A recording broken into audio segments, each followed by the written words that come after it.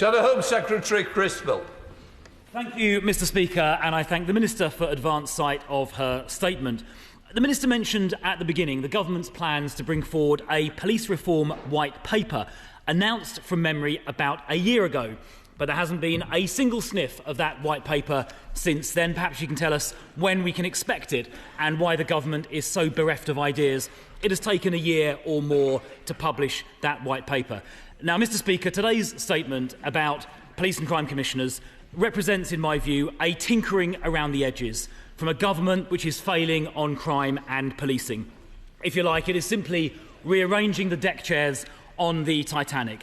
Because this government is failing, police numbers are falling. They fell by 1,300 during Labour's first year in office on a like-for-like March-to-March comparison. And not only are police numbers falling, they are continuing to fall and will drop even more this year. Crime under this government is surging. Shoplifting up by 13% in this government's first year to record-ever levels, leaving shopkeepers in difficulty. We have seen theft from the person going up by 5% and sexual offences going up by 9%. And if it isn't enough to see all of these crime types surging under this Labour government, senior police officers are warning that they face a funding crisis. Indeed, the chief constables of our four largest forces, Merseyside, the West Midlands, Greater Manchester and the Metropolitan Police, all said publicly just a few months ago that they face a funding crisis under this Labour government. So it's clear, Mr Speaker, this government is failing on police and crime, falling police numbers, increasing crime and a funding crisis. And yet the Police Minister comes to us today with some minor tinkering around the edges.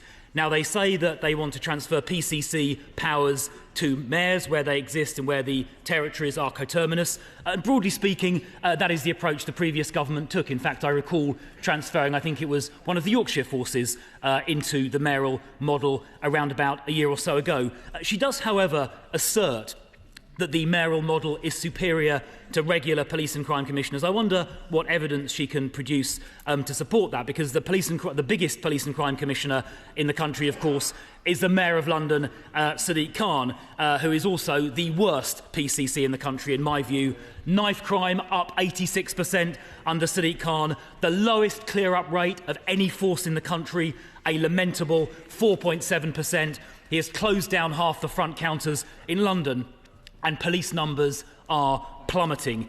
So I wonder where she gets her assertion from. And then in terms of the areas that are outside mayoralties, she proposes essentially abolishing PCCs and replacing them with some kind of committee comprised of local councillors. Will those have the same powers as police and crime commissioners? Impliedly, they will. And if that is the case, it won't really save any money other than the election and the police and crime panel, which are very, very small costs. So as far as I can see, this won't really save any money, but what it will do is remove a directly elected public official, the Police and Crime Commissioner, who is accountable to the public and would certainly be more visible than some kind of faceless committee of local bureaucrats. So I must say to the Police Minister, I do think that is a retrograde step. But Madam Deputy Speaker, this government essentially in their announcement today is tinkering around the edges. They are rearranging the deck chairs on the Titanic, while crimes like shoplifting rocket, while police numbers fall, and while the police face a funding crisis made in the Home Office.